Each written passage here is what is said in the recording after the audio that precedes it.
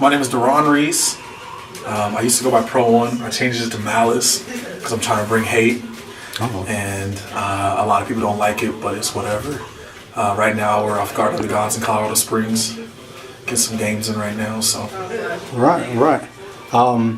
Here in the fighting game community, what are the what game or games do you specialize in, or what's your main games? The only game that I really play is Street Fighter 4. There's other games out there. I don't know, nothing gives me that desire to want to be good like Street Fighter does. Okay. So, I mean, it's just a solid game. I mean, every game nowadays has problems with it, but Street Fighter keeps me going. Okay. Let's see here. So initially, what got you into fighting games? What was your what did you like about it, or what made you want to start? Not necessarily playing them seriously, but what got you to I've enjoy always it? liked fighting games ever since I was young, man. I remember playing, I don't remember if it was ST or what, but playing on the SNES. So my brothers had it, and I've just always enjoyed them. I kind of did like my own little mini strategy guide. I remember it was some game magazine, and they had like a little intro on Street Fighter Alpha, and I remember cutting out the pages and I put it in like a binder, like just reading about the characters and stuff. What really got me into it though was I started school at Pikes Peak when I finished high school, and True Tech Chris Jones was in my class, and he stood up and he's like, we were doing intros, and he was like, I'm going to the World Championships of fighting games. Nice. And I was like, yo, I gotta meet this dude, I want to be friends with him, I want to see what it's about. And then I just started playing at Play and Trade, and then we played Third Strike for a long ass time, and then 4 came out, and that 4 is probably the first game that I actually like picked up and practiced and stuff like that. Yeah. Cool. What made you want to take the fighters seriously towards a level where you want to play? I used to play Madden competitively. At one point in time, I was ranked really high in the state. Okay. I know it's hard to believe because it's like, I know I'm not at the level I should be in Street Fighter yet, but like Madden, I played for 12 years and I was just really competitive at it, and I've never met anyone that could beat me or anything like that, so I just played it and I really enjoyed it. And then I got fed up with Madden to a point because it was really heavy on like AI dependency, where it was like if you threw a ball and the defender would go to catch it, he would drop it, and then you could run the same play, and the next play he would catch it for no reason. I got pissed off about that. I'm like, it's just too much random. Like, why is my offensive lineman blocking this time? The last play he didn't. So I wanted to play something where it was more about the skill, and that's what Street Fighter is. It's more about frame data and stuff like that. So, I figured I always like fighting games instead of button mashing forever. I might as well learn how to play it. So for sure. All right, and then going on to that, what was do you remember, or do you know the very first arcade stick you ever owned? Yes. Many people don't know, but like I've always been into fighting game sticks. I was the co-founder of Foe Hammer. We used to build them, all that stuff. I just always liked fighting sticks, and I just finally got to a point where I was like, I don't want to build these anymore. I actually want to play and focus more on that. The first stick I owned was the Tekken 5 stick that came with Tekken 5. When you bought it on the PS2, and I remember when I got it, I had it forever, and I was like, I hated how it looked, because I don't hate Tekken, it's just not my kind of game. So I took it, and I remember spray painting it like chrome silver. It was terrible. It was like, stuff was all on the buttons, but I was like, it's my stick, and I took pride in it. The first real stick that I bought that I appreciated was my tournament edition. And I remember someone was like, just wait till the new Mad Cat stick comes out, and I was like, please, Mad Cat's built something good. And the only stick I own now is my Chun-Li TE, and that one just got special meaning to me, so that's the only reason I still have that one. So cool. So as a player in the fighting game community, or in the game you specialize in, what would you say are some of your personal strengths in the game? Believe it or not, I think probably my biggest strength is probably blocking. I know it sounds stupid, but like, I played Vega for a long ass time, and he doesn't have like an uppercut or anything like that, and so I learned to block, and that's probably what I get complimented on the most when I play people, like, yo, that was a good block, I can't believe you blocked that, kind of thing, because I know it sounds fucked up, but when you suck for long enough, you block so much, you just get good at it. So that's kind of one of my biggest weaknesses too, since I played a character that never really had a DP. I don't anti-air the way I should. So. Right. For sure, yeah. You already took care of that one because the next one would have been your personal weaknesses. Let's see here. So what was, if you did ever have one, what would be either your most necessarily emotional or accomplished win in the fighting game community? I still haven't had that big W on my belt yet. I've had a couple money matches. I fought Wombo forever ago. I lost. I just recently lost to Yang. He just outplayed me. He prepped better than me. I didn't practice the way I should have. But I mean, I got that desire to want to do better. And I had some recent people say that I was weak and stuff. And if you believe that, just wait. So right, for sure. We shall see, because I mean, we'll see. Yeah, and I'm gonna just roll it over since you brought that up. Personally, it's mainly off a recap of the biggest major, but since you weren't able to attend Evo this year, I'll say what was your recap of the last tournament in Denver, and what did you learn? I learned not to take people for granted, to play. I mean, you were there playing with me. I was supposed to play you more, and I only played you once. I didn't practice at all. Yeah. And I mean, I think that's why it kind of upset me when people were like, well, you played better than we expected, and it's like, you're improving, and I'm like, you don't even know, because I didn't even play. Right. So clearly I am a solid player because I didn't practice at all. Yeah. So the fact that I did as well as everyone thought, it shouldn't surprise anybody, because I mean, that's without even practicing. Mm-hmm. So just wait. I mean, yeah, for sure. People like to sleep on me, and it'll happen. So. Yeah, and at the same time, not only that, but is there any other things that keep you motivated? Is you trying to get money, fame? It's not about the competition. Money. I mean, I run tournaments. Yeah. So clearly, it's not about money. I just do it because it's something that I enjoy. I'm to the point now where I want to see my friends do better. Yeah. And it's really hard when we only have like 2 or 3 people that are solid. Mm-hmm. And I feel like if I do better, that person that's already better than me is going to get better because they're playing against me. So I like to see other people do better. But I mean, I definitely want to see myself grow. Right. I mean, I've been playing for 3 or 4 years, and it's to that point where it's like, am I really going to play and get good, or am I just going to do this as a hobby and run tournaments? Yeah. So I mainly want to challenge myself to see if I can get to where I think I can get to. Right. All right. And where would you personally place yourself in the Colorado fighting game scene tier list overall?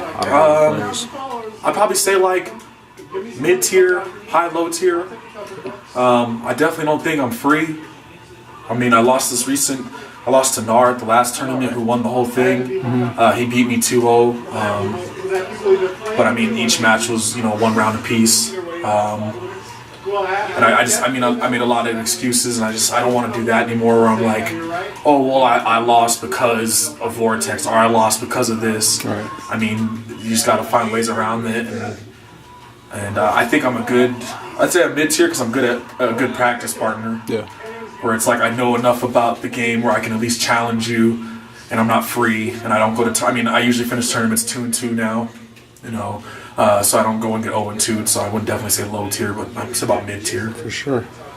And then in general, for the whole state of Colorado, what would you say their tier list is compared to the rest of the United States? I'd probably say mid tier with that as well. I mean, we have good players. The problem is we don't have the ability to send people. I mean, it's cool to go to Evo, but it's like, I mean, for example, like you yourself, you went to Evo. Both times you went, you placed top 50. Now imagine if you could have went to, actual tournaments besides Colorado tournaments. Right. It's just, not even just that, but it's like nobody has the desire. Mm-hmm. Where it's like, KOF, for example, they have 7 or 8 players, but they have 7 or 8 players that are consistently playing, always playing, stuff like that. But we can't even get, I can't get 5 people to show up for a Street Fighter gathering. Right. Street Fighter, every tournament is the biggest, sign up. So it's like, well, why can't we get 5 people to really want to bang this game out? So, right. For sure. And it's just the point where we have top players like Justin, who's really good at Marvel, and it's like, he literally came to me the other day. He's like, I'm gonna play Street Fighter because nobody wants to play Marvel, and I want to challenge myself. So it's like he's getting bored. I mean, right.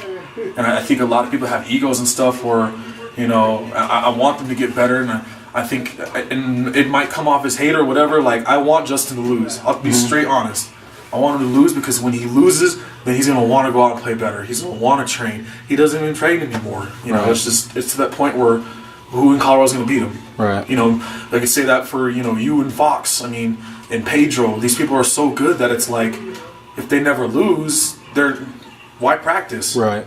You know, we're talking like Allen Iverson, practice. You know what I mean? It just kind of defeats the purpose. For sure.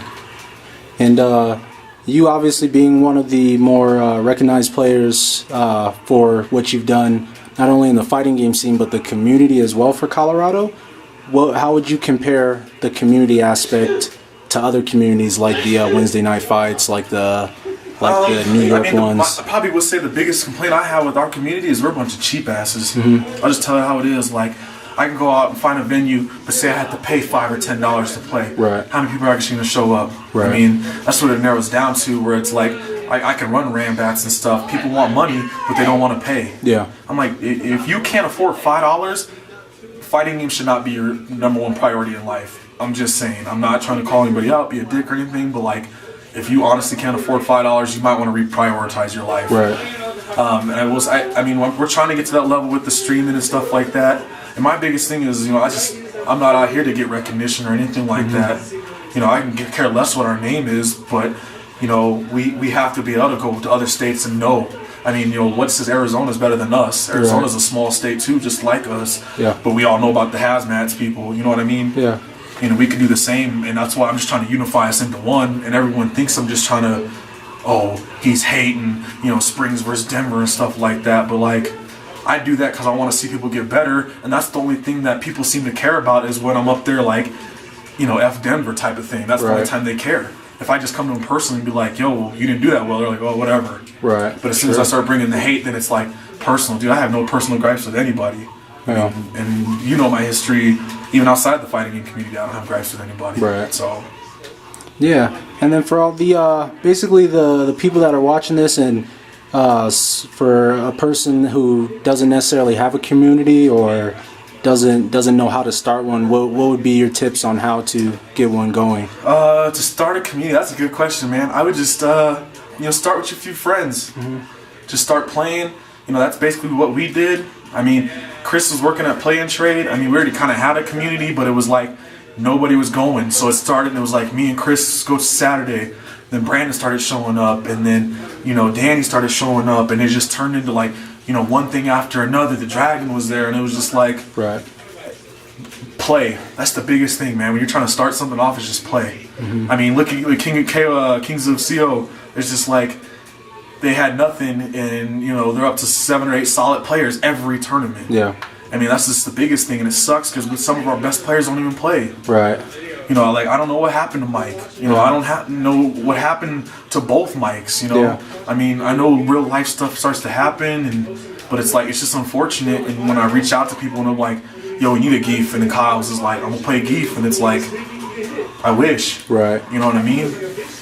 I mean, I understand people have lives going on, but it's like, for real, you really can't take a day out of a month. Practice at home. You don't even have to come to the tournaments and stuff. And it just sucks that some of our best players never come out. Yeah. I mean, how is Fox so dominant, but we never see him? Right. Yeah, and then talking about a few of those players, what is an OG, or what would you say an OG is? Basically, I think an OG is someone that's been around the community for a while. I'd consider True Tuck an OG, KLT, Kyle's, Mace. I've only met CJ, I think it's Edwards, once. But I mean, it's just people that have been around for a while doing stuff, Hydro, Skills. I mean, there's OG players, but I mean, I don't want OG to be considered a title just because you are OG. You feel like you should run the show. Right. I mean, we have people now that are stepping up and trying to run stuff, and we need that support from the OG people, instead of feeling like animosity. It should be like, hey, they're doing their own thing. Let's support these guys as much as we can. Right. I mean, I just think OG is just, I don't like the term 09er because I think that's stupid. Right. Because, yes, Street Fighter 4 was my first game that I played seriously, but I mean, I've always loved fighting games. Just because I didn't play it like seriously doesn't mean, I'm not an OG myself. I think OG is just a term that's just to signify someone that's been in the community for a while, you know, half row, stuff like that. It's just, I think it's a very broad term that I don't think we should even use anymore. Okay. So, I mean, because OG is like, well, I think OG is almost like an excuse now. Well, they don't make games the way they used to. I understand that. We all know that. You know, a Tecmo Bowl compared to Madden 25 is leaps and bounds. Duh, you know what I mean? And it's just, I understand if you don't have that passion for it, but I mean, come out and support your community is what I feel like it should be.